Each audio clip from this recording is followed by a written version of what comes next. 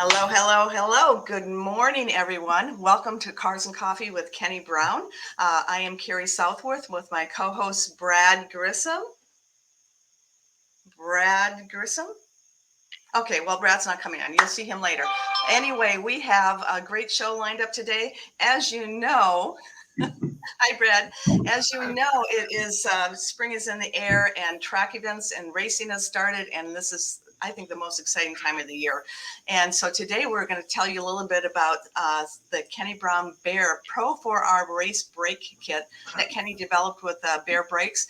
And I'm really excited. We're going to have our own Wes Dunkel on the show today. He's going to share some exclusive photography from his recent trip to Sebring on the new 2024 GT3 race car. These are a lot of pictures you probably haven't even seen yet. He has a lot embargoed from Ford, so we're really excited to have him on.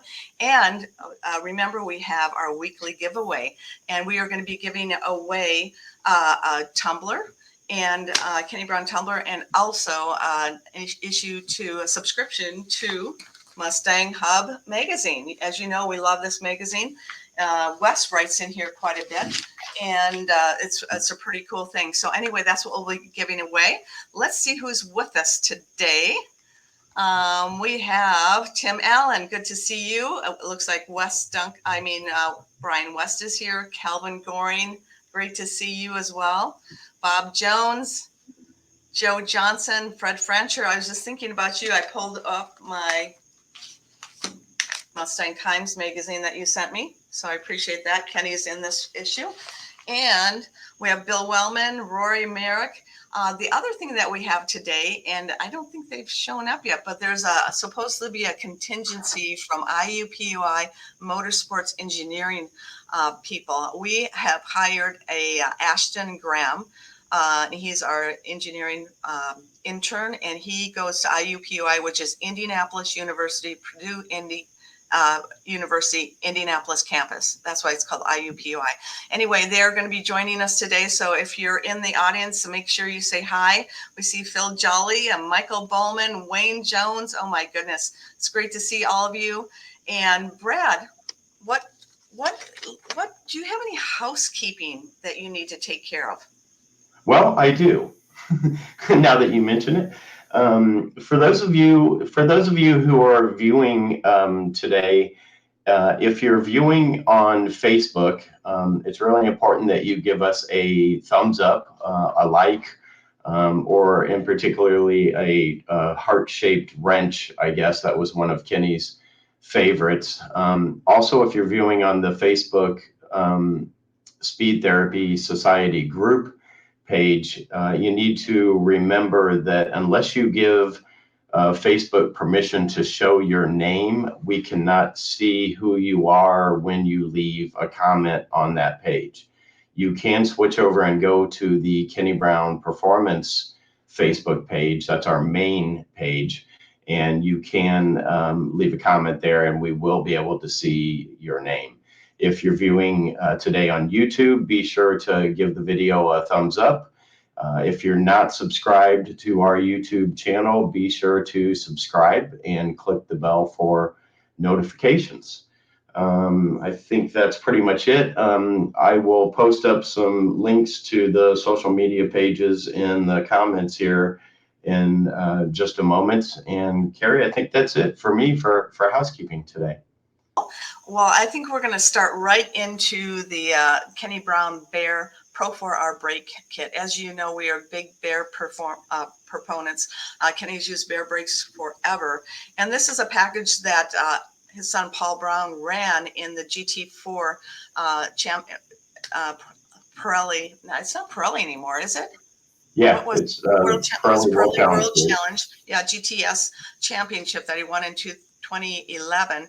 And Paul helped develop this, and then Kenny and Baer got together and they put actually more stuff into it and made it so it was track worthy. It's a true race brake setup because Paul ran it and did wonderful with it, but we added some more pieces and touches to it. So it's a great package. This is something that is going on a couple of our cars. We have a couple the Baer brakes in here, and we thought we'd show it to you. So without further ado, I want to introduce my lovely assistant, Dana White. Oh, not White, Dana. So anyway, Rich is going to talk about the brake kit, and Brad will be talking about it as well. So enjoy. So a couple things we get asked as far as when we're discussing brakes with customers. A lot of people look at what is actually the clamping power of a brake kit, and those are important pieces because the faster you're going, the more clamping power you want. The nice thing about the Baer brake Pro4-Rs is the clamping power that we can provide in this. It's a 4-piston kit, and the pistons on the inside here are castellated pistons, and what we're looking to achieve with that is to eliminate heat migration into the caliper. Now you'll notice that it's got a 1.75 on this one here, and then the rear one is a 1.37.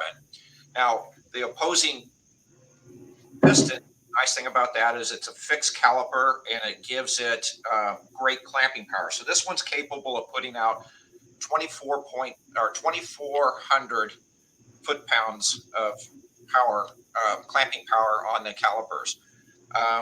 Things that were features that Ken was very interested in, as you'll notice that it has 6 bolts. They're the APR bolts. Well, they're to get the name correct on this, they are Polychrome, yes. And they are US made. And we could have done 4 bolts, but Kim and Baer both decided that they wanted to do a 6-piston. Our 6 bolt. It's a 2-piece caliper, and they were able to actually go through and machine out some of the extra material, even on the inside of it, to lighten up the caliper. So it's a pretty light caliper, which is a nice feature to it. And so one of the nice features too with the Pro4-Rs is the quick change capabilities. And a lot of people, when they're out at the track and stuff, you'll be running, and eventually you're going to wear out the pads. And the ability to go through and make a pad change at the track is very important without having to go through and just disassemble the whole brake kit. So this one here, you just change or squeeze the clamps, pull the brakes out. And then the other nice feature about these is you can actually put your street pads back on it and drive it home afterwards. So it's very serviceable in that regard.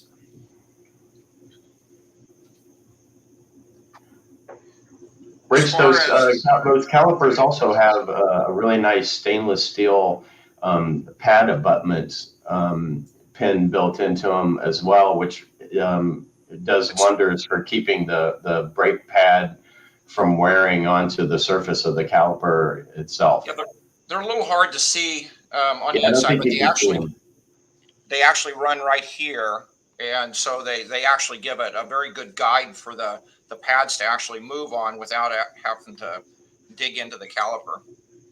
Yeah, and that top loading pad feature is pretty cool as well. Looks like you've got some other stuff back there. Do you have one of the rotors? Well, actually, one of the things that I wanted to kind of explain to people, and it's interesting, is when you're looking at what is normally a stock pad, and so this is going to be more of a stock pad. This is our front pad. So in comparison between the two, these are a 0.980 pad, and this is what your normal stock pad would run. And the value in that is heat migration plus longevity. We have a number of guys that are running the Pro4-Rs that are in endurance racing, and having a pad that's thick enough to run the complete race without having to make a pad change is pretty important. But yeah, when you look at the difference here in the pad size. Now, our Pro4-Rs, we have actually a rear brake kit for that. And this is what would be a 710 thick pad. And so this is our brake pad for the rear, and this is our brake pad for the front. So you can see pretty substantial material even in the back one. So you're not, as far as the comparison, as far as the brake bias, it really works out very well. And then we can pick and choose pad compounds based off of track temperatures and what you're running when you're out on the track. And then the rear brake, I'm assuming that comes with the internal drum style parking brake. Do you have that? Actually, oh, there you go. Yeah, He's actually, got all this the one crap. here is actually set up for the Torino bearing change. So you're going to notice that it actually has the backing plates that bolt onto the end plates. So when we do a Torino bearing upgrade, what we're doing is eliminating the C-clips out of the system, so you don't have to worry about the fact of kicking one of those out someplace on the track. But then this is the backing plate for it, and it does have the parking brake, so which is important on a manual transmission car because you just can't lock it in. But this is how it's machined, and it bolts right up to the end plates on the axle housing. Yeah, that's really cool. And then, so for those of you who don't know, the Torino option that he mentioned, that is a big bearing upgrade for Ford 8.8-inch rear ends. They will lop the ends of the rear end off, and they'll weld the larger Torino style Ford 9-inch bearing on there, and so that goes a long way to helping improve the knock. Well, what you're trying to eliminate is the knockback, and so that when you run a floating rotor, what you can get into is it'll actually move enough that it pushes the pad, and so you get a little bit of knockback. And the axle itself from the factory will move in and out, which actually adds to the knockback too. So what they're doing is they're actually locking down that axle, and so that you're not going to get that knockback that is so unnerving when you're going into a corner. Now, one of the things too, Brad, as far as with the rotors, you'll notice how they're the vanes. These are 1 1/4 inch thick, but they're 14-inch rotors. So you're going from a 13-inch rotor to a 14-inch, so you're getting more leverage. But you're also, with the pad size, you're running essentially what would be a 6-piston pad with the 4-piston weight of the caliper. So you're picking up, or you're losing weight in the calipers, but you're still getting the great clamping power, and then you're also getting the footprint of the pad that would be normal for a 6-piston. Can you show the back of that, Rich, real quick? Or, oh no, Dana. See the L on there? A lot of people get mixed up. They just think rotors are not. They are directional. Yeah, they are directional. So the L obviously stands for left. Correct. So, and what you can see is the vanes. If you get them switched, it'll actually scoop air, and you're trying to push air through the back of it, and it creates an air dam so that it doesn't cool the rotors at that point. So yeah, it's very important to make sure that the left is on the left and right is on the right. We've actually had them show up that way before. One of the other features is they all come with stainless steel brake lines, both front and rear, so that you can actually replace the rubber lines, which is going to take some of that soft pedal feel. Braided steel lines gives you more of it. It feels like a push rod, and it's just very solid. And so they all come with the stainless steel brake lines on both front and rear kits. I'm going to interrupt you for just a moment. I've had a discussion with a mechanic, and he told me I needed to refer to those as brake hoses. So I want to hear in the audience if you can comment how many refer to it as a brake hose or a brake line. I just want to know. I've always referred to it as a line, and so has Kenny. Okay. They are brake hoses. So both in the front and the rear, the kit will show up with the mounting brackets, and these are aluminum CNC mounting brackets, and so they are actually made to be a direct bolt-on for the S197 spindles, and then also for the rear axle.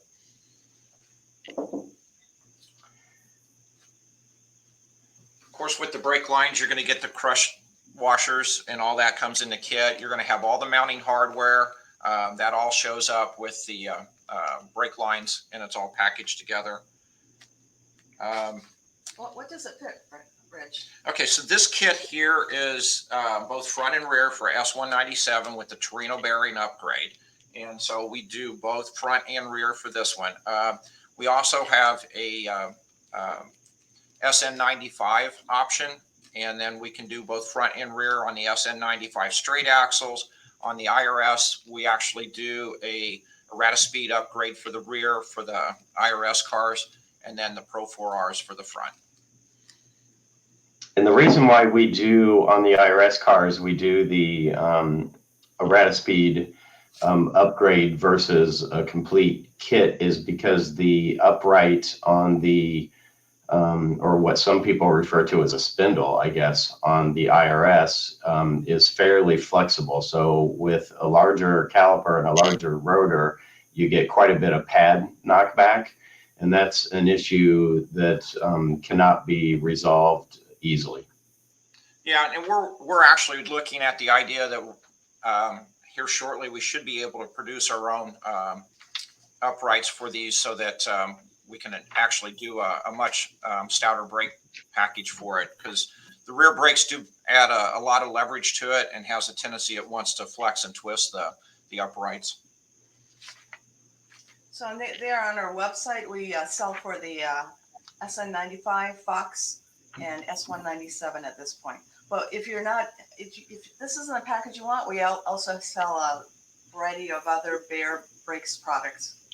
We actually have a very good street package. It's a Baer Pro Plus kit, and then we do a 6-piston option for you if it's going to be more of a street application with some track.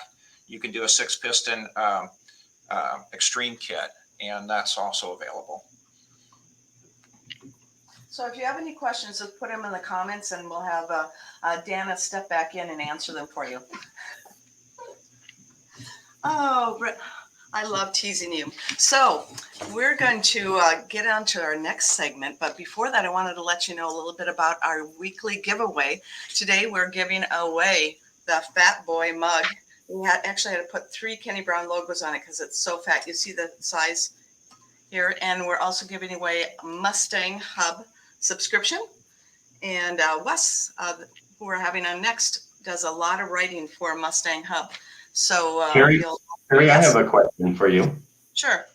That brake kit that Rich just showed everyone, what vehicle again is it that you're using that on? It's a S197. Okay. And then don't we have a Fox body that's going to get those as well? Yes. Okay. Correct. Yep, we sure do. We just didn't think we wanted to take a whole hour to show all of the Right. Kenny Brown Pro4-Rs. Yeah. But yeah, it is going on a Fox body. And the Fox body is a really interesting project. It's the first tribute car that we're doing, and the brakes are going on shortly. Meaning a tribute car. It's a Kenny Brown Outlaw tribute car. We're building tribute cars, obviously to tribute Kenny Brown. And they're just really cool cars. It's kind of like taking what he did, iconic cars he did in the past, and bringing them forward and making a couple changes, modernizing them a little bit. But what would Kenny build now? And this is exactly what he would build. And we'll tell you more about that build as it keeps progressing. And we're going to be doing some social media pieces on it as well. So look for that as well. So Cari, we yes. did have a question. We had a good question from a viewer. Tim Allen, he wants to know about the wheel sizes required to run the Kenny Brown Pro4-R brake kits on a Fox body. His question was, can I run a 17-inch wheel or do I need to step up to an 18-inch wheel? And I'll let Rich answer that question. So yes, it's going to be necessary to go to an 18-inch because the brake kit with a 14-inch rotor was actually designed to run 18-inch wheels for Pirelli World Challenge, and that was the design, was to get it to fit into an 18-inch wheel. So it would be a little too large for running a 17-inch wheel. It would be we'd actually have to take the template and just make sure, but from everything that we've looked at, is you would be very, very close, and any type of flex whatsoever might end up creating interference. So yes, it was actually designed to work with an 18-inch wheel. Okay, great. Thank you. So, and if there's any other questions, feel free to put them in the comments. And I would be remiss if I didn't mention that we have 15-minute free consultations. If you have any questions on brake setup, what brake pads you need to use for street track, or we kind of take into consideration how you're driving and can recommend the correct brake pad and the correct brakes for you. So I think Brad's going to be putting a link in the comments for you, so you can click on that. And if you want to talk about anything else besides just brakes, we're here for you. What's interesting is we have the majority of our tech staff here. There's a couple people missing, but Kenny trained us well. We had Rich, as you see, he's very knowledgeable.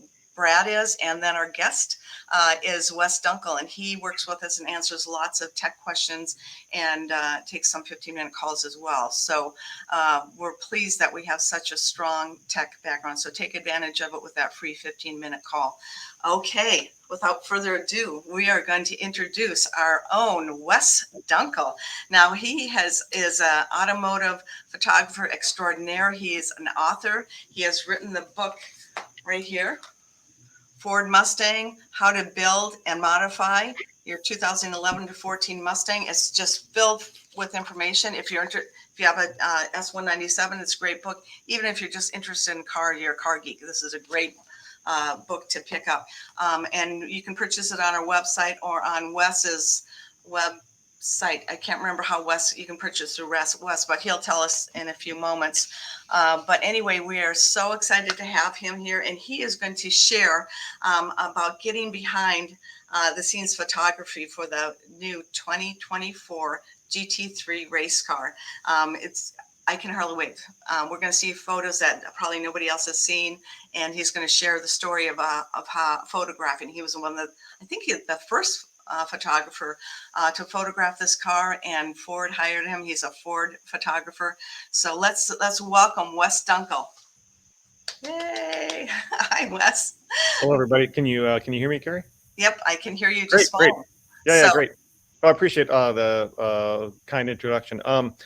Actually, when you're talking about the brakes, if I can just go back there for just a minute, because there are a few things that because I have personal experience with a Baer setup. I just put a Baer setup maybe a year and a half ago on an 86 Mustang that I have. And I have to say there's a couple things that really stood out to me. One was that the setup on my car actually fits within a 16-inch wheel, but that was kind of designed to use the factory spindles and stuff. But the point was,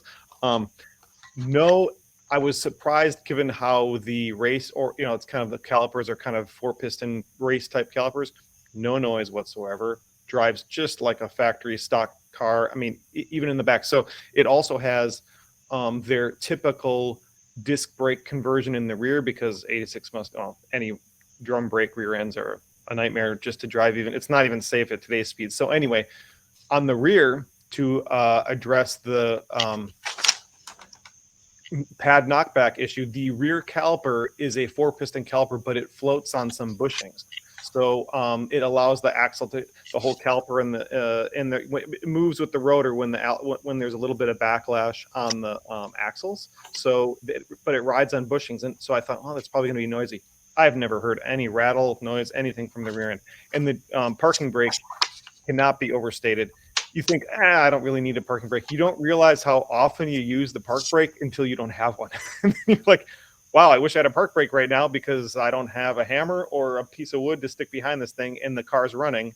If it's not running, you stick it in gear. But if it's running, having a park brake, even on a race car, is, if you can have it, get it, because it is totally worth it and you don't realize how often you use it. Other thing too, on the Pro4 brake package, one thing I thought was interesting, there's also a finish available that's a nickel finish that you'll see on a lot of NASCAR calipers, a lot of full race calipers as well. So they have a nickel finish on there that's available. That also makes cleaning the caliper a lot easier, because sometimes powder coating, especially depending upon how hot the caliper gets, sometimes that exceeds the color tolerance of the powder coating. So if you are going to be racing or tracking your vehicle on a regular basis, and you're going to be putting a lot of heat into that caliper, the nickel finish is definitely an option that I'd consider. I just took some notes because while Rich was talking, I'm like, oh yeah, that's a good thing to mention.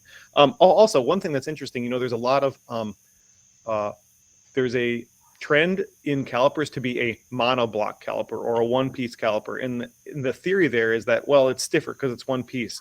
Actually not. So a two-piece caliper is actually can be stiffer in theory than a monoblock caliper because a monoblock caliper is completely aluminum.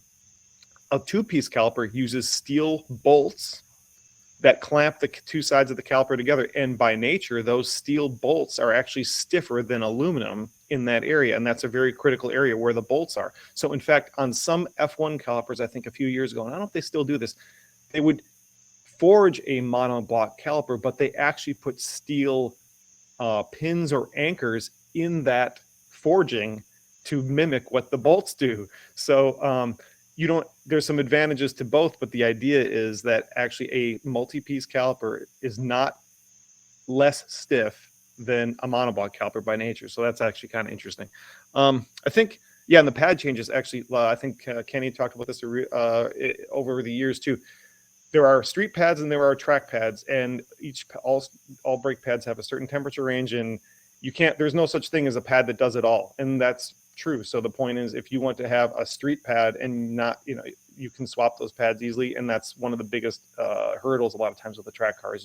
I'm like, well, I don't want to have to switch brake pads. That's a pain in the neck. Well, it's easy to do it with that when you can swap the pads out. So anyway, so a couple of things I want to talk about there that made me think about it. Let's talk about Mustang GT3. So I was fortunate enough to go and photograph the Mustang GT3, and there's a lot to talk about, much of which I can't because just out of courtesy. The idea, though, is we will talk about the things that we can see on the photos because I think that's fair, and I think that's what everybody else that's fair game.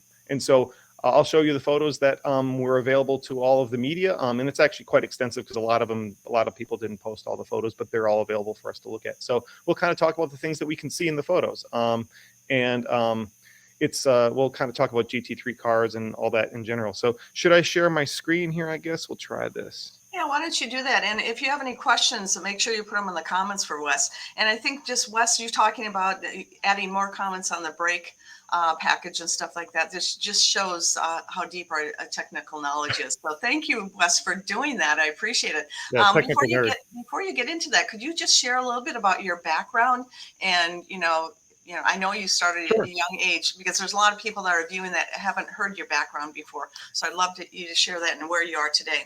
Yeah, just cliff notes. I bought my first car out of high school in 1995, in May of 1995, and I wanted a V8 rear-wheel drive car. There was a Mustang that was for sale close to me, and so I bought it for $1,500. Ever since then, Mustangs have just kind of been what I've known. It's not like I didn't go out shopping for a Mustang, but it was inexpensive, rear-wheel drive, V8 car, manual transmission, great. So that's what I ended up with, and ever since then, I've kind of been a big Mustang nerd. So I've worked in the industry really my whole career in different capacities, and so ever since 2006, 2006/7, I've done motorsports photography, which kind of melds two of my passions, which is art and mechanics, right? So the car photography works great, and I get to scratch both those itches every day, which is great. I do a lot of photography for about a third of what I do is IMSA racing photography, and then about a third, the other third of what I do is technical writing and publications and photography for that, like magazines and books, whatever. And then the remaining third is photography that's like corporate side. So like new product introductions, stuff like this for Ford. This, I guess, is a little bit of both because it's IMSA related, yet also corporate stuff. So yeah, that's about the third of what I do each. Those three buckets pretty much take up all my time. So yeah, it's a good thing.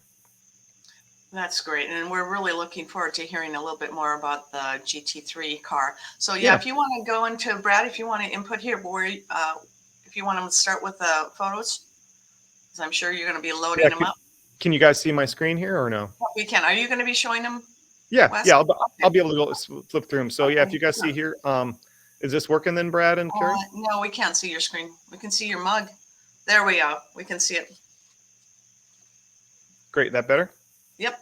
Okay, we'll go forward. So Mustang GT3. GT3 is a class that's kind of, it's a designation that's kind of worldwide right now. It's designed for cars that are, production based, and many sanctioning bodies now, racing organizations now, have a place for GT3 cars to race. So we're talking even Le Mans will be in 2024, I believe, will be the first year that they will have GT3 cars at Le Mans as well. So they used to Ford GT. Used to race in a class called GTLM that was not GT3, but the point is now even Le Mans is going to be adopting the GT3 regulations. So GT3 cars, it's a little bit different. So you think of a GT3 car or a race car, and the idea oftentimes with the race cars to make everything fast, make it fast, and everything else comes secondary. With the GT3 car, it's actually, these are designed for people to buy. So teams can buy them. So if you are a wealthy gentleman or you are a team that wants to attract drivers and customers to drive your cars, this is the car for you. So the way they do things, there's a bunch of different cars that race in that class, right? So you'll have Mustangs soon. You'll have you have Acura. You have Corvette soon. You have Porsche, obviously, Ferrari.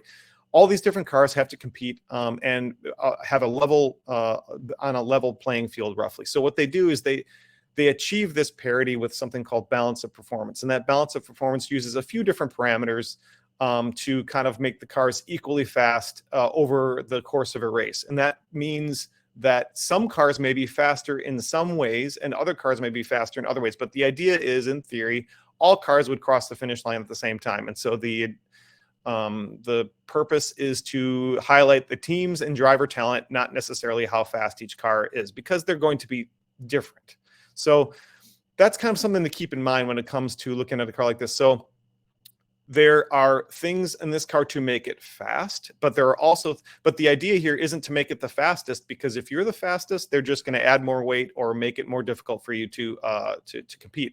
Ford GT was an excellent example of that. It was a very fast car, especially on this Mulsanne straight at Le Mans. But the problem was it was almost too fast, and so they had to actually throw a lot of weight at it, take a lot of boost away, all that kind of stuff. And the problem is, in general, if they would have made a car that was maybe less fast, they would have been more successful.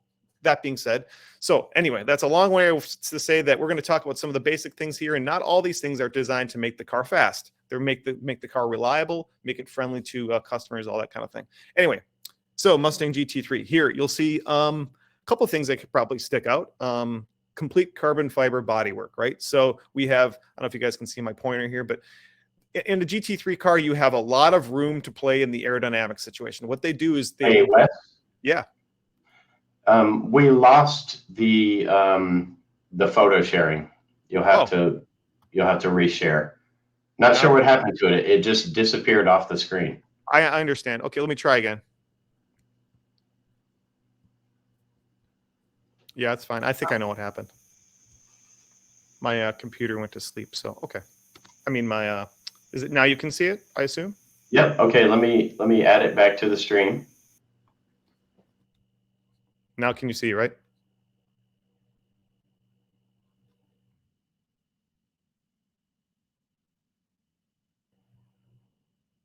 You good?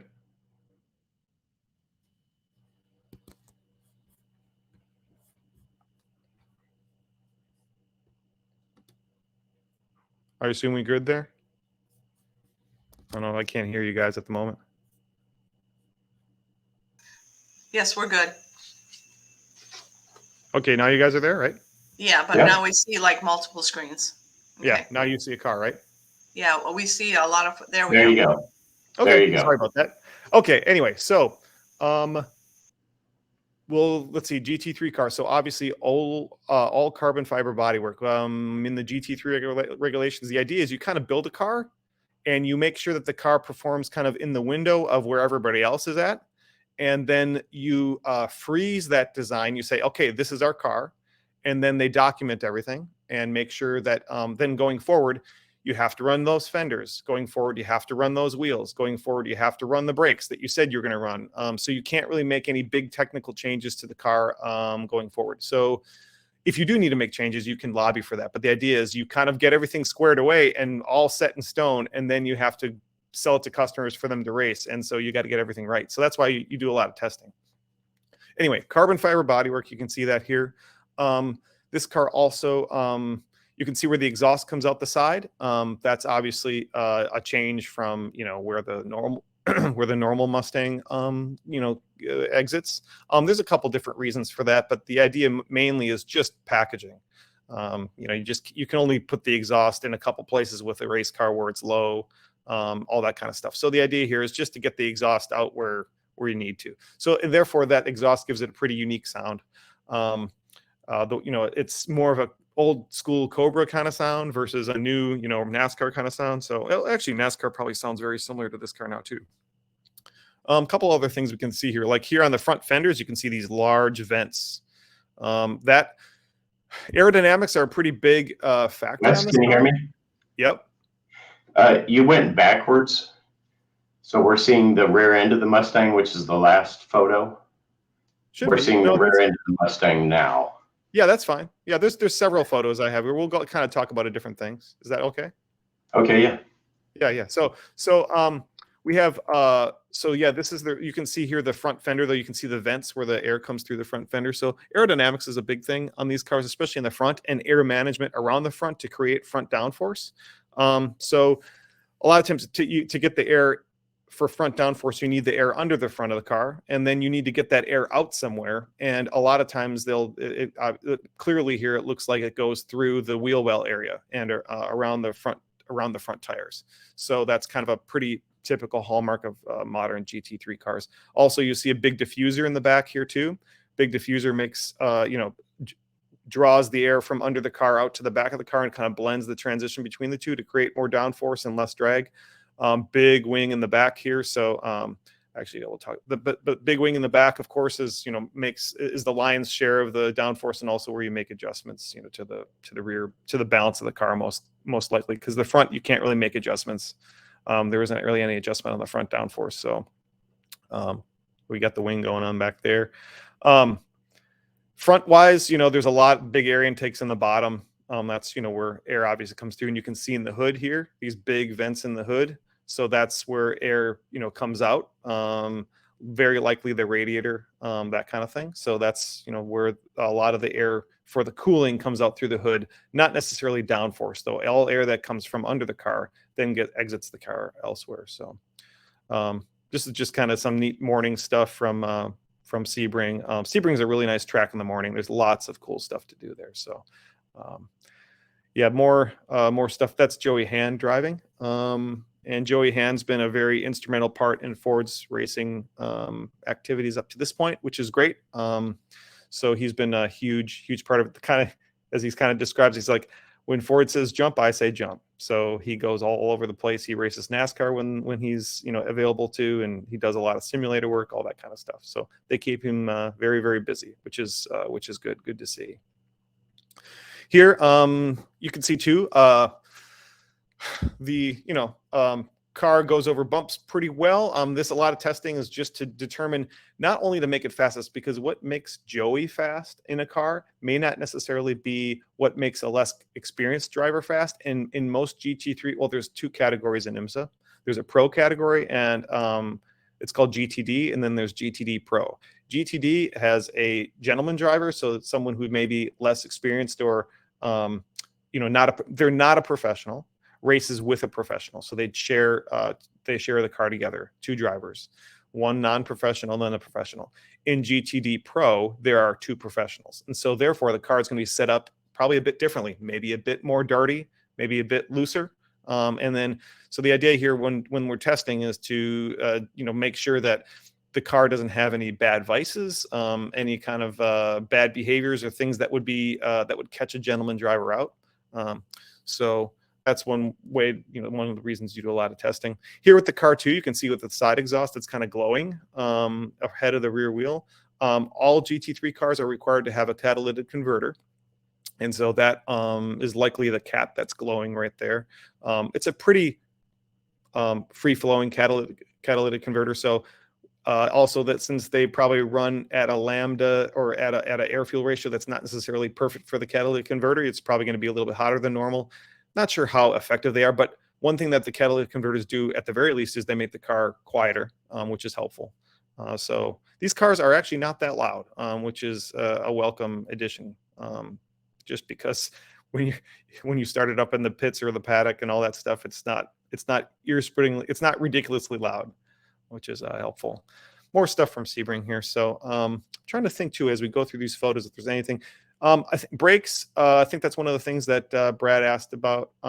Brakes are steel brakes. That's pretty typical for the class. Carbon brakes are not allowed in GT3 cars. Suspension setup wise, Ford has said that it's a short long arm suspension in the front, which seems true. And then in the rear, I believe, I'm not sure what they said for the rear, but it's a typical race car rear suspension in the back as well. Engine wise, what they have said, you're looking at this car and obviously there's not a whole lot. I mean, obviously a lot of this doesn't look very production, right? So there's no steel or aluminum body panels. It's all carbon. The car looks clearly wider, that kind of stuff. So the biggest thing, actually, the most production related thing really is the engine, because the engine, hang on one second. I have my son practicing his bassoon. I'll tell him to take a break for a minute.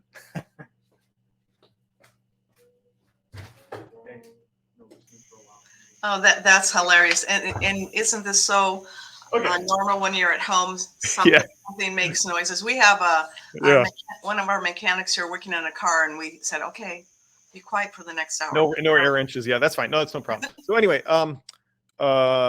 engine. So the probably the most production related thing I think, or the production close to production on this car is the engine. The engine's a Coyote based. It's based on a 5-liter engine. I believe Ford has confirmed that it's 5.4 liters. But it's, if you know modular engines or whatever, 5.4 liters rings a bell, but it's not a tall deck block or anything like that. It's a in GT3 regulations, I think you can bore and stroke the production engine. So you just choose which engine you want to do, and you can increase the displacement. So they've increased the displacement, but it's I'm not going to go into many more details about the engine just out of courtesy, because I'm not sure exactly what they want shared or what is not shared. So the idea is it's production based. It's it's based on a 5-liter Coyote engine. And you'd be surprised how many production pieces they use for the engine and how related to production it is. So it's surprisingly stock, I guess I would say. So it's which is encouraging for many of us who are really into modern Mustangs and all that kind of stuff. So what you've seen on the 2024 Mustang with the dual throttle bodies and all that kind of stuff, surprisingly production related. So really interesting that way. Trying to think here too, that's Harry Tinknell, who was also driving the car for a while. Trying to think of what else we can talk about here that just kind of shows up here. Obviously Sebring's the airport, so it's cool, and there's planes in the background. They did some testing over 2 days. Initially, the first day there was some teething things. The car really made its driving debut at Sebring. I mean, there was they hadn't done any track testing beforehand. So first day was dealt. They were spent a lot of time dealing with some teething issues, which you're going to have with a brand new race car when you shake it down. And but once those were worked out, the following day they ran a lot. The following day, lots of time, which was good. So I think I'm trying to think what else we can talk about here. So how about a little bit about the wing? That's pretty. Oh, sure. So yeah, good point. Good question. So the wing, I'm not sure if the GT3 regulations have a wing size regulation or not. I'm not sure, but it's really large. It's you see how it's mounted on the, let's see if I have a better picture here. It's not really good. It's mounted, it's under, like it's mounted from the top. The idea there is where the wing generates downforce is on the bottom. It's trying to suck itself to the ground. And so any kind of obstruction or anything that's attached to the bottom is just lost area that's not generating downforce. So the idea is if you have like a gooseneck, I guess sometimes they call it, gooseneck wing, will you mount it to the top because that's less important than the bottom. So yeah, they have it you know, on the bottom. All the entire bottom surface has you know, is generating downforce then. So that's more efficient from a drag standpoint and a downforce standpoint. So anytime you can generate more downforce with less angle of attack, you're going to have better, you know, less drag and all that kind of thing. You kind of notice where it's mounted here too. It's mounted to the back of the car, which is interesting as well. There's some reasons why that is, and I'm not really going to go into that. But it's a little bit different. It's obviously unique to this car, the way that is. It's just going to where there is good structure, I guess, let's just say. And that's just a way to do it. I think there's also, you know, a measure of convenience there when I know the Ford GT's rear wing was attached to the back of the bodywork. And so anytime they took the back of the car off, the wing came off with it. Here you can imagine that you can, let's see. Well, you can see where you can take the back bumper off if you need to, and you don't have to worry about the wing. And so that's one of the things too, being able to change the nose and the tail and the diffuser in short order during a race is important because those things get damaged. And so, you know, anytime you have contact or whatever, you're going to just, you know, you're going to have to learn and know how to change the front bumper and back bumper quickly. So there's little catches on here. They'll have these, you know, quick catches to be able to take the front bumper and back bumper off. They do it in a matter of seconds. If they can do it in 30 seconds, that's probably typical of changing the front and rear bumper.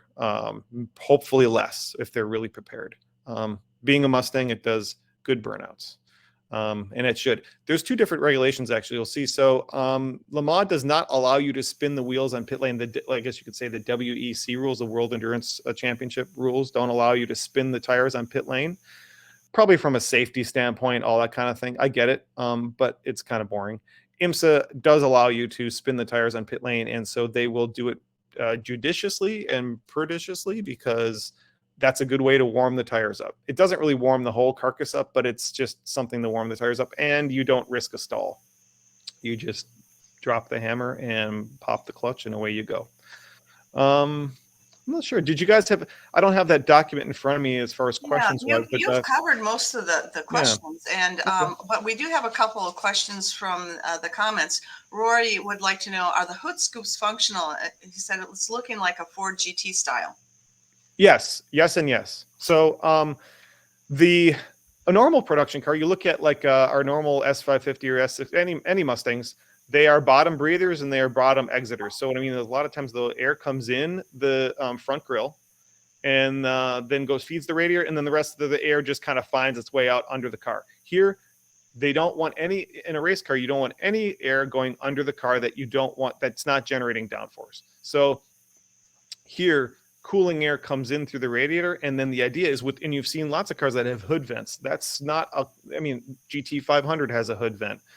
GT350 has a hood vent. Functionality of those is, you know, little hood vents don't do anything, but big hood vents like on the GT500, they certainly do things.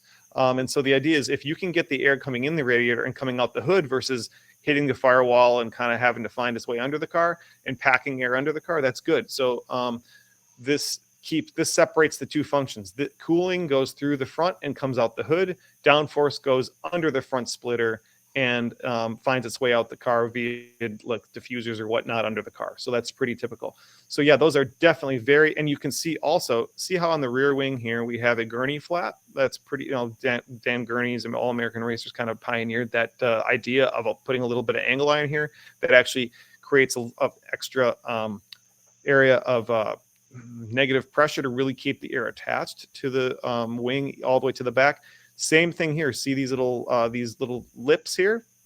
These are to kind of create a negative pressure area right behind that lip, and that lip actually helps keep the air in these ducts attached and makes them more efficient with a very little drag penalty. So it's you'll even see them on airplane wings, the vortex generators, all that kind of stuff. That's all little things that that create very little drag but make the shape more efficient. So yeah, the hood vents are very much for cooling the car, just like on the Ford GT. That is correct. Well, that's, okay. Are you gonna, okay. Do you have more Yeah, I'm just pictures? walking through photos. Yeah. Any other questions or Good. any things you guys thought, Well, thought about? I have a question once you get through this about you. Mhm. I Okay. think everybody's enjoying these. They're Did anybody phenomenal. else have any questions? Make sure to put them in the comments or anything like that. Yeah, go ahead. Yeah, and it's pretty phenomenal photography. Well, we're waiting for another question or two. Before you go forward, Mhm. how hard? I want you to tell people. I know it's difficult to shoot a moving car. I mean, that is phenomenal. You're catching those. How hard is it to do it? And how did you learn that trait? I'm sure. Just practice, trial by error. If it wasn't for digital cameras, I would be lost. So you can see results of what you just did you get instant feedback on the back of the camera. So a lot of Right. times you're like, oh, that didn't work. And it becomes intuitive after a while. But you also realize there's a lot of physics going on when you're, photographing cars in general too. And so what is sharp is not moving relative to the camera. So like, for example, let's see if I have one that's more blurry. Oh, here we go. Well, that's a good example, but let's see here. I'm going to go to something that has a bit more movement to it. Okay, this has a this has a lot of movement to it. It's not that maybe good an example. This is a good one. Sorry. Here this is better. Okay, so this photo, the car, we have some blur here because I probably was at a 60th of a second or something like that. So anyway, the car's not moving super fast, but the idea is here you can see the wing is blurry, right? It's got some motion blur. Here the tail lights are blurry. Here the front wheel is not blurry. It's pretty sharp. So the idea is this point in the image while the shutter is open is not moving relative to the camera. So the idea is I'm kind of following this. I did just kind of holding the camera down by my holding the camera down. But in fact, I can show a video of that. But anyway, there's so you kind of move what you want sharp in the photo has to stay station. The camera has to be pointed at that, and that's not necessarily always the easiest thing to do. But yeah, it has to be pointed at that. So that's kind of how you do it, and it's just practice, practice more than anything. So, Is there any suggestions you'd make for a very amateur photographer, mhm. or somebody that just is Yeah, shooting yeah. So that's a good when question. they're trying to? Where do they start to photograph the moving car? Yeah, practice. I would go, have somebody drive your car around and you can take some photos, or have somebody drive their car around and take some photos. Go to a winding road and experiment. Don't be afraid to try things out. And if it doesn't work, it doesn't work. It's not like you're spending film or anything like that. Even and also I would think too. I spent a lot of time looking at photos that I really liked and thought, how did they do that? And really analyze how they probably did that and where they stood, what was the angle. I think also, and I say it multiple times, that the best photographers in the world are in sports car racing, in my view. And the reason I say that is because, or at least the best motorsports photographers are in sports car racing, because the venues are different. We all kind of work together at the track. So what I mean is, we'll be reviewing photos together in a photo room a lot of times, and you'll be walking by somebody and you look at their photo and we always call it coveting thy neighbor's photos, but we look at your photos and it's like, holy cow, where'd you do that? How'd you do that? And a lot of times you're like, yeah, I was over this corner or whatever. And the point is, two people can be standing right next to each other in a turn and not get this and have vastly different viewpoints of it. And so I think it's competitive. It's healthy competition amongst each other too. Just like on the track, there's also competitive competition among photographers, really. And I think the idea is you want to try to do something cooler than the next guy, not because you want to be better, but because it's just interesting that way. Like it's competitive. It's healthy competition. Like, man, that was great. So-and-so did this great photo. I want to figure out how to do something like that as well. Or, a lot of times it depends too on your attitude. A lot of times I take the best photos when I'm not in a hurry, because a lot of times if I'm at a track and it's a professional race weekend and I have 3 different or 4 different or 5 different clients that I have to satisfy, a lot of times you just gravitate toward the things that are going to work. And you have less time to be creative and think creatively and think outside the box, because you don't have time to think outside the box. It's like, I'm going to be here. I've only got 20 minutes left in the session. I got to get 3 more angles for five people. I'm going to just gravitate to what I know what works. So that's one of the challenges there. Well, that kind of leads to my other question, because you started kind of dipping into when you're on track.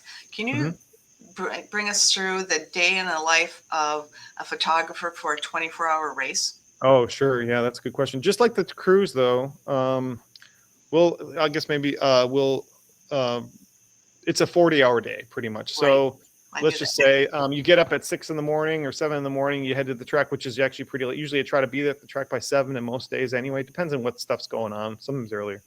But just like with the cruise, you're getting up, you're getting ready. There's a lot of stuff that goes on before the race, especially like Daytona or something. There's the autograph session, there's the parade, sometimes there's a historic stuff in the morning. There's a bunch of things going on. And so, I mean, it's like you get to the track at 7 in the morning, then the race maybe starts, let's just say for sake of argument, let's just say it starts at 4. I don't know. Sometimes it starts early. I can't remember. But anyway, so then of course you have the whole 24-hour race. And you'd be surprised, but a 24-hour race, you think has plenty of time to do photos. I mean, you have time to do some creative work, but the idea is if you're trying to get, let's just say I want to get a pit stop. I want to make sure I get a daytime pit stop. Well, they pit every hour roughly. And so the idea is, well, I'm going to get a pit stop during this time, but I mean, you have to be there at that certain time and you may miss it. So then you're like, shoot, now I got to come back in about 45 minutes to make sure that I don't miss it next time. And so you're constantly moving around. You want to get a nighttime pit stop. You want to do this kind of stuff. It's actually, there's not a whole lot of time necessarily. I mean, you want to get certain sunset photos. You want to get certain nighttime photos. You want to get certain pit stop photos at night. You want to get sunrise photos. You want to, get dirty race cars when the sun's coming up, all that kind of stuff. Then before you know it, the race is pretty much done. You know that the last time they're going to pit is about an hour before the end of the race, at least, because their fuel only lasts about an hour. So you got to be in the pits in an hour before the race to get that. Then there's checkered flag stuff. Then there's podium. And let's just say the race ends at 4, and so the podium unfortunately probably runs till 5 or 5:30. It's a long, drawn out deal. Then you're editing photos to deliver to clients. You've been editing photos throughout the race also, though, and you're trying to get them interim stuff, stuff from the start, stuff from the first pit stops, all that stuff. So you probably have made 4 deliveries to your clients over the course of 24 hours, which is no small task because you have thousands of photos to go through. And then after the podium, you want to get the podium finishers if they're any of your clients. So you got to do that. So basically you end up probably working till, I guess, probably 10 o'clock that night. So I guess I don't know how many hours that would be, but I mean, you get up at 6 and you're done, I don't know, you finally go to bed by 12 the next day. So I guess how many hours that is, but it's long. Yeah. 24 hours are we've done a number of them, and they're tough. They're exciting. Your adrenaline's going, but I just was wondering what a little bit about your day. We have a question from you. Do you usually work alone, or do you crew up or have an assistance? I usually work alone.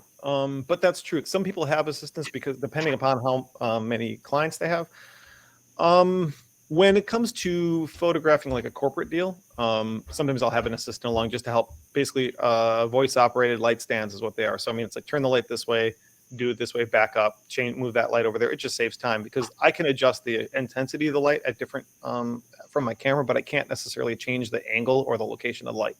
I can't do that from the camera, so I have to move it myself. I'm usually running around and doing it myself, but I would say about half the time when I'm doing a corporate shoot, I do it myself, and then the other half of the time I have somebody with me. During race weekends, there's you kind of have certain groups that you kind of work with. There's a couple different people that I kind of work with, and so sometimes I help fill in, provide some additional photos that they may need, or they provide photos that I may need.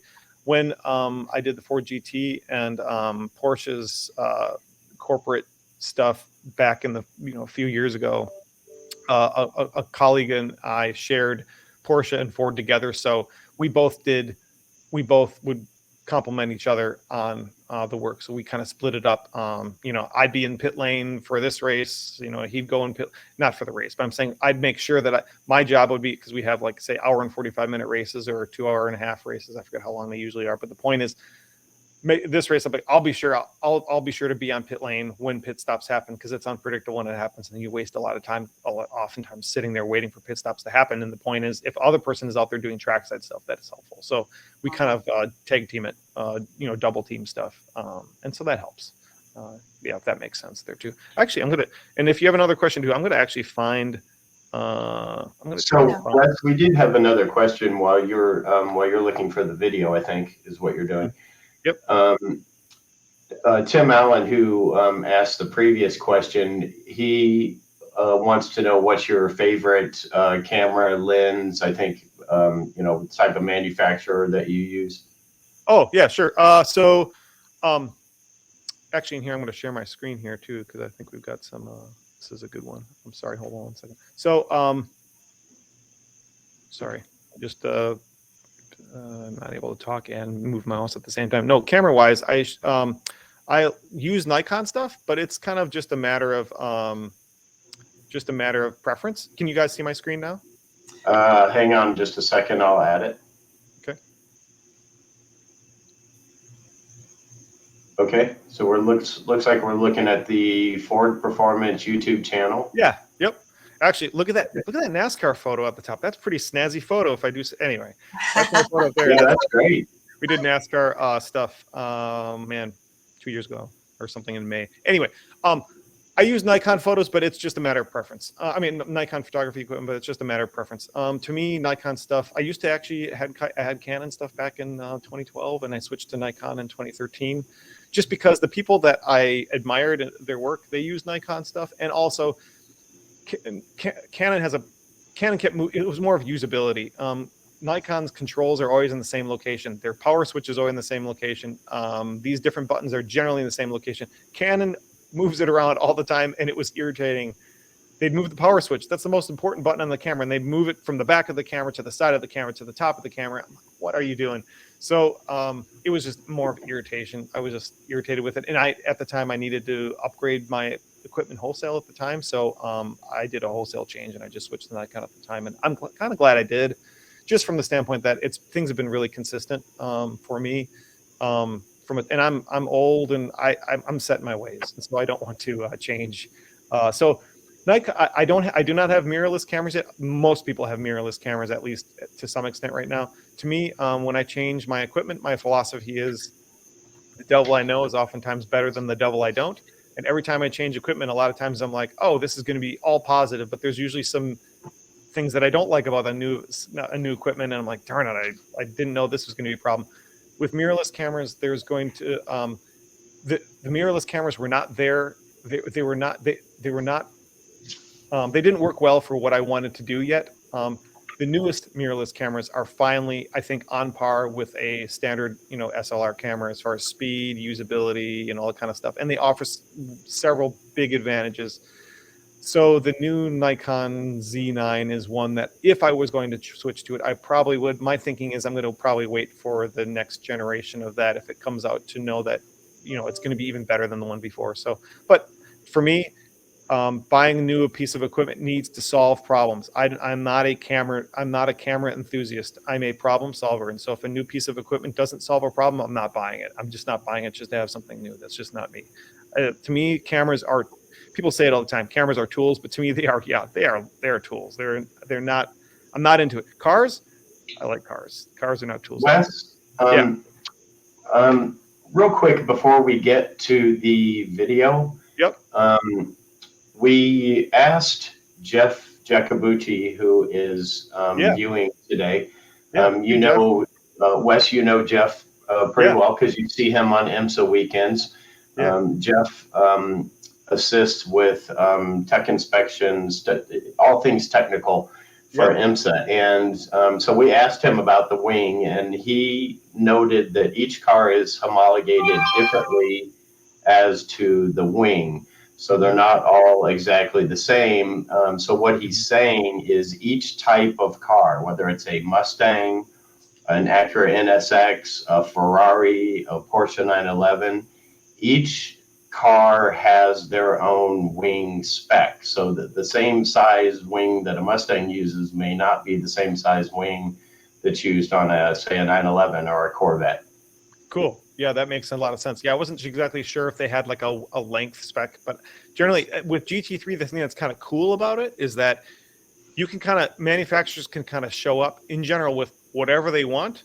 And then once they test the performance of that car, then they know, okay, well, it needs to weigh X, it needs to have a restrictor size that's Y, and it needs to have, usually it's, let's see, if it's turbocharged or something, they'll say it'll boost Z. You know what I mean? It's got to have these. There's a few different knobs that they can turn from a technical standpoint to bring the cars into parity. I'm not sure if they check ride height and things like that. They might. I'm not sure on GT3, but the idea is there's a few different knobs that a few different ways that they bring parity to the different vehicles. So yeah, and that's the thing that's kind of cool about it is that you can show up with whatever you want, and then there.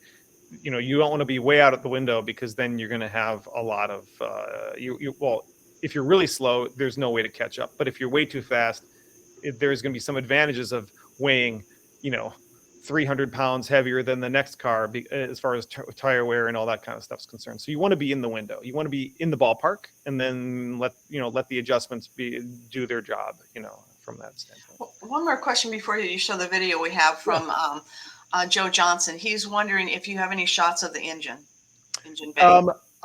Yes, I have shots of engine. Can you see them? No. I knew that was the answer. Yeah. So actually, I think Ford may have some different videos and stuff. I don't think so, though. I'm not.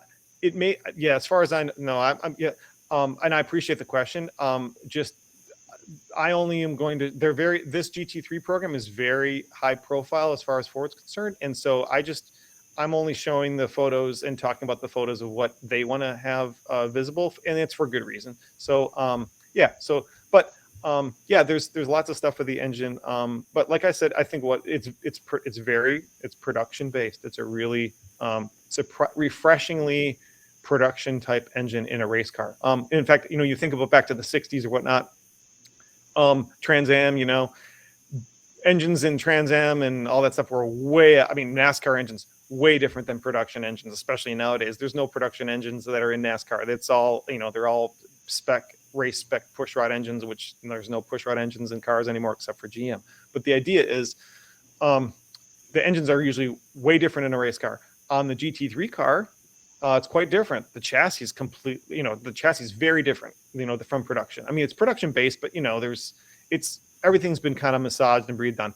Engine is actually the most production related thing on the car, which is pretty cool. So that's good from an enthusiast standpoint, because that means we learn, and Ford learns things from using production engines in their race cars. So to me, that's a very positive thing. I really enjoy it. So the reason I want to show this video here was just because it kind of talks a little bit. You can kind of see it from this car from a different perspective.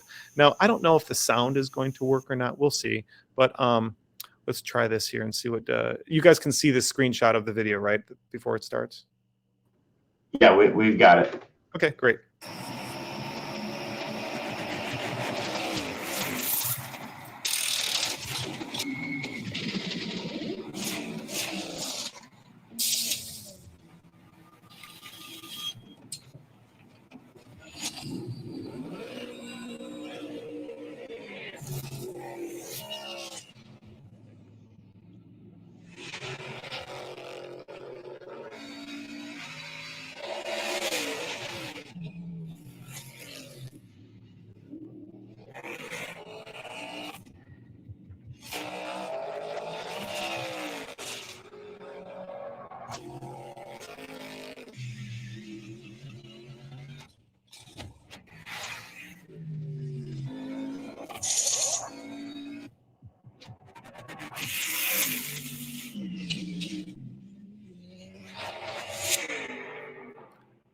I'm not sure how well you guys are able to see that or not, but a couple of things that were kind of interesting in the video, and I want to point out because we can see them. This is the bar.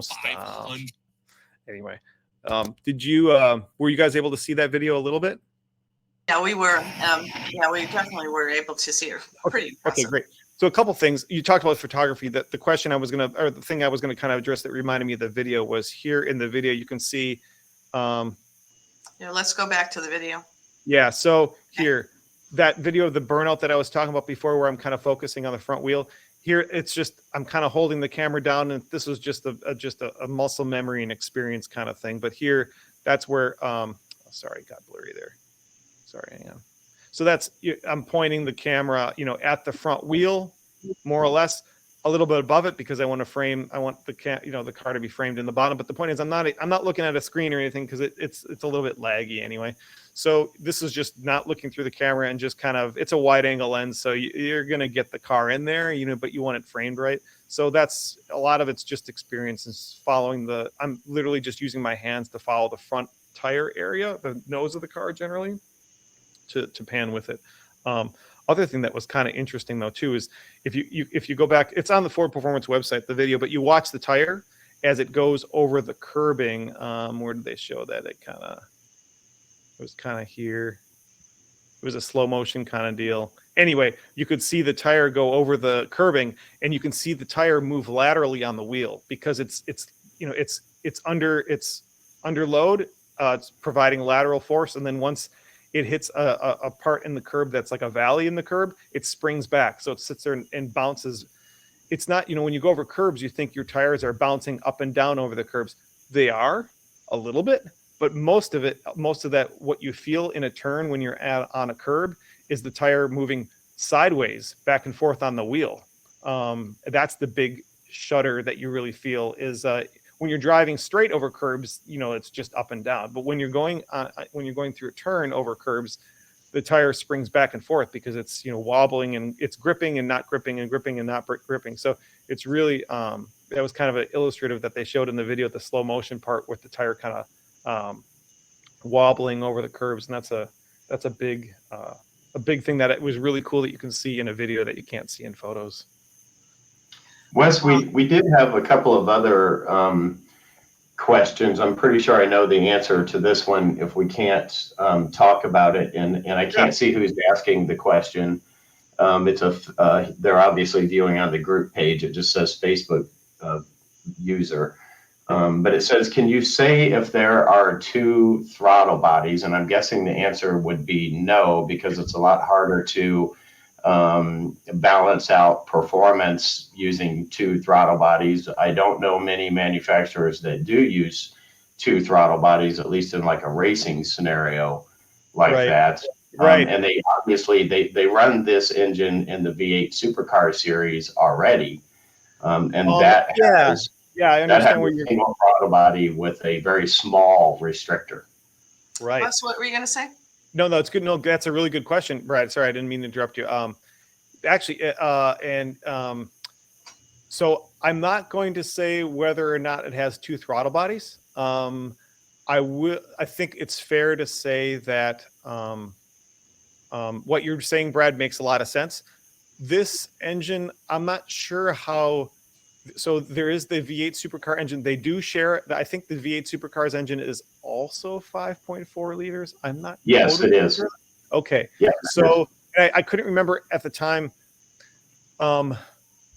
So yeah, I guess all I will say is that it's the displacement seems to be similar than the supercar engine. The goals of the two engine programs are probably different. The exhaust setups are quite a bit different. But anyway, about the two throttle bodies as a single throttle body, you would be right. I think your assessment is probably accurate, Brad. Beyond that, I'm not going to say anything. But I think you'll be. It's really cool. I mean, the engine management system in this car is a race engine management system. They're all race engine management systems in these cars. They're not production based engine in all GT3 cars. They're white. You can run any engine management you want. I think actually maybe. I'm not sure how they gather data. Most of these engine management systems, from what I understand, are Bosch. That's what Ford has been using in their different programs. So I'm not sure if that's a GT3 thing where manufacturers, sanctioning bodies need to. They usually get their data from their own. I think from their own data acquisition systems. So I don't think it matters. But anyway, the point is. I'm not going to say anything about the engine, but I think people are going to be.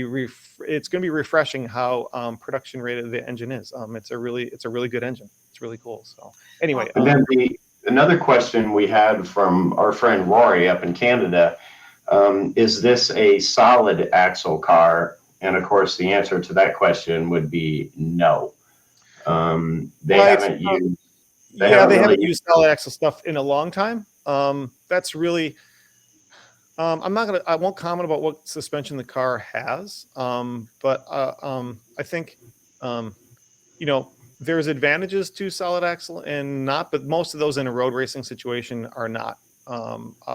In a car like this, where you have freedom to create your suspension how you want it to, design your from a clean sheet, you could say. If you want to be able to go from a clean sheet, an IRS is usually a better way to go. It has some distinct advantages versus a solid axle, but that's all things being equal. And as even in, as we all know too, that's even in production cars, it's not necessarily true either. So yeah, so I think yeah, suspension wise, you can probably see that there's a decent amount of camber on the rear wheels in the photos, and that would be like here. You can see there's a lot of camber in the rear wheels, so you can accomplish that with the solid axle if you wanted.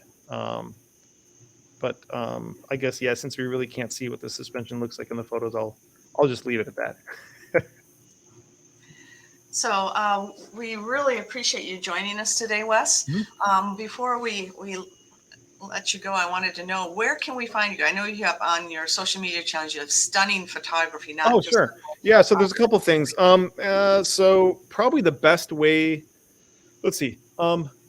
My website is wesdunkel.com. And the reason I mention that is not because my website has tons of information, but at the bottom of my website, let's see here. I'll go to it once. So let's see here. So just thinking. Anyway, I also posted a link in the comments for yeah. everyone. So here you can contact me. You can get the book here if you want. But also at the bottom here, I have, I don't really use Twitter much, but Instagram's a big place, my YouTube channel, and then I have a Facebook page as well. But on my YouTube channel, in fact, I was going to mention that as well. So here we can go to this YouTube channel here. I have a about Baer. There's a Baer brake install on the Fox body, and it talks all about it. That's a good place to go. A lot of Kenny Brown stuff in here as well. But yeah, the Baer brakes, that talks about the Baer brake stuff. I just finished. I have a S550 project that I just worked on, finished a couple things on, and I picked it up over the holidays. That's a big learning curve. Learning a lot about S550, but it's a really nice platform. There's, with each generation of Mustangs, there's less there's fewer lower hanging fruit to pick, right? So Fox bodies had tons of low hanging fruit that need to be fixed. S187s, fixed a lot of the issues that people had, as far as a platform stiffness, all that kind of thing. But still lots of ways and room for improvement. And then S550, there's still room for improvement, but it's really just such a good car to start with. The bones are there to work with, and it's really it's my first S550 that I've driven more than a week, and each day it's growing on me a lot. It's bigger. I'm a Fox body guy, but it's a big car, compared to a Fox or SN95, but really nice car. So anyway, there's some things I just finished. I just posted yesterday about. There'll be more information coming out here too, videos that'll be posted over the next day or two about here's how to do springs, sway bars, and all that kind of stuff, which you guys are an H&R dealer also, I believe, right? Yeah. So they have super sport springs, really nice. Cannot say enough about those springs. On a performance pack car, lowered it 1 inch even all the way around. Really nice. Easy to do. The only specialized tool you really need is a spring compressor. That's something you can borrow from a local auto parts store. But everything else, I just did it on jack stands in the garage myself. No problems whatsoever. And they have some sway bars too, so that's good. Yeah, real easy stuff. Real easy stuff. So it looks like your YouTube channel is Fixed Body Mustangs, Fixed F-I-X. Body Mustangs. Yep. Yeah. And you can get there via my website there too. But Okay, yeah, it's cool. Fixed Body Mustangs. So you might want to go on there and like and subscribe to it, and Yeah, please. click the little bell so you get interesting information. As you know, Wes is very technical, and while you're on YouTube, go to the Kenny Brown Performance YouTube channel and click like and and subscribe and hit the little bell so you get notifications of when we're coming out with things. So Wes, it has been wonderful having you on the show today. Thanks, And appreciate it. yeah, and probably all of you can see why we love working with Wes. He does a lot of our engineering, a lot of our installation work, video, photography. So he's kind of has a man of many talents. So let's see if we have, I think it's time to give away our giveaway for today. I'm sorry we're running late for the people that had to cut out of here, but the people that are still hanging with us, it's a better chance for you to win. So we are giving away this handy dandy little fat boy thermos or thermos cup, and then we are also giving away a subscription to the Mustang Hub magazine. And Brad, I'm going to do this a little bit different. I have 2 questions, and Brad, do you have a picture of the track or not? Yep, I do. Okay. Can you hear me? Brad, yeah, I can hear you. So Brad's going to put up the track. The first question is for the Mustang Hub subscription. And the first question is, what was one of Kenny's favorite tracks? And Brad, if you want to put up the picture.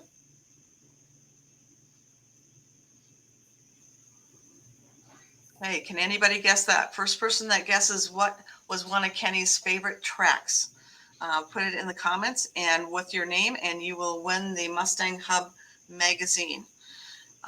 Looks like Fred Francher, you're close, but no cigar. Tom Nelson, nope. The Glen, it's not the Glen.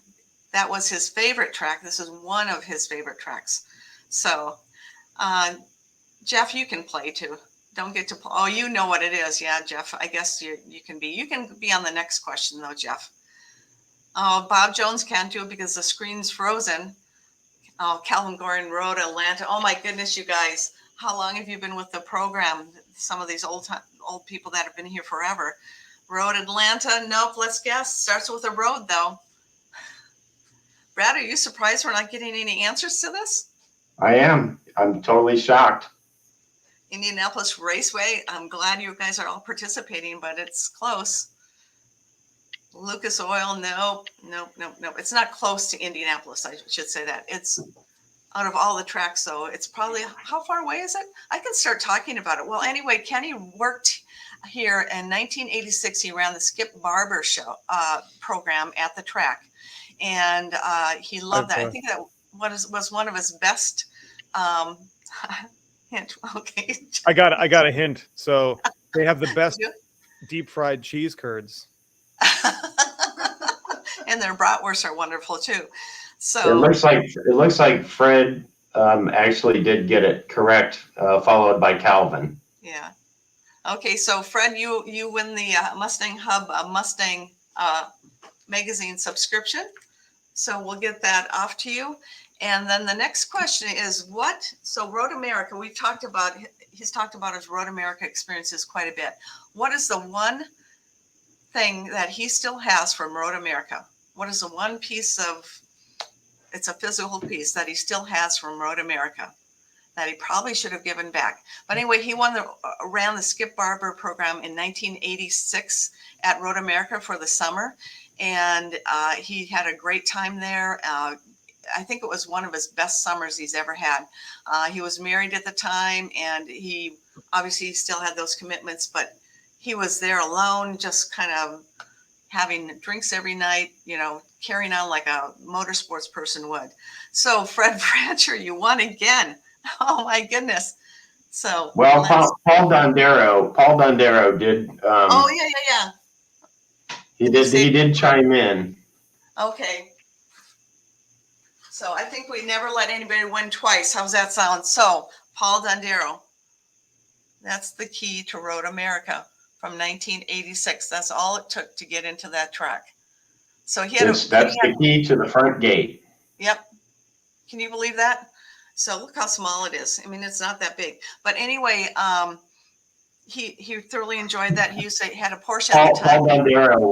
Paul Dondero wants to know if he can have the key. Yeah, you're right up there. You'd love it. So I don't think we're giving this key up. But anyway, Kenny loved it. He had a Porsche at the time, and he would, once he closed the track, he would drive around in his Porsche on Road America. So I think that's his second all-time favorite track. So anyway, Paul, this is what you won.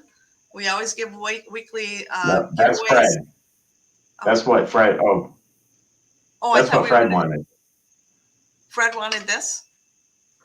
He won the tumbler, and Paul won the magazine subscription. Is that how it worked?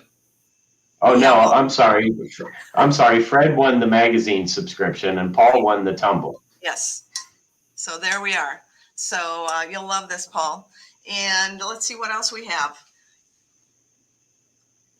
I'm looking at the comments right now. If you're new to the Kenny Brown show, we have guests on every other week live that you can ask questions. We have guest experts, personality guests. Wes, I mean, he's wonderful to be adding. So join us. It's at 10 o'clock every Saturday morning. And does the key say? Here's another thing I wanted to mention is, well, first off, Cari, we've got a couple of events coming up that we're promoting. And so I wanted you to mention those before we close the show out, and I'll post a link to those as well. And I also wanted to mention that Wes and I, as well as Cari, in the coming weeks, and I don't know if this is 2, 3, 4 weeks out, we will be doing a special episode on the K-Link, because we've got a couple of announcements, and we wanted to go over some general basics. So look forward to that in the future. We'll be working with Cari to get that scheduled out as well. But so what Wes and I and Cari will host a special segment on just the K-Link. And Cari, I lost you. Can I add you back to the stream? Sure. Okay. So the two events that we are promoting, we recommend you go to if you can, is Motor City Fox Fest. That is up in on the Detroit, headquarters. It's a really cool place to go. A lot of Ford people will be there, along with a ton of Fox Mustangs. There, and also SN95, and that is middle of June. Brad, do you have the date there? Actually, middle of July. Yeah, I believe it is July 15th. Okay, July 15th. You don't want to miss that. It will be really fun. It's at Ford World Headquarters, July 15th. The other one is the Mustang Club of America. One of their national events is here in Indianapolis, which is always a fun place to come, Motor City of the world. So racing capital of the world. Sorry about that. We've got the Motor City and then the capital of the racing world. So getting those a little confused. But anyway, that is, let's see, June. Brad, you have the dates on that? That is July 27th for the open track event, which will be at Putnam Park. And then the following days, July 28th and 29th, will be their car show event, which is going to be, it escapes me, but it's not going to be in Indianapolis. It's going to be just outside. Yeah. It's in one of the suburbs of Indianapolis, Plainfield. And the track event at Putnam Park is a great place to drive. That was our home track. We do a lot of testing there. It's just a wonderful course. And if you can get away for a day, or if you're going to that event, make sure you sign up for the driving event. It'll be a really good event. Anything else, Brad, you want to add, or? No, Wes? I think that's it. Okay. Well, Wes, it was wonderful having you on the show. And Dana, it was wonderful having you show all the breaks. So we really appreciate that. So you take care, and we will see you next week. Bye-bye. All right.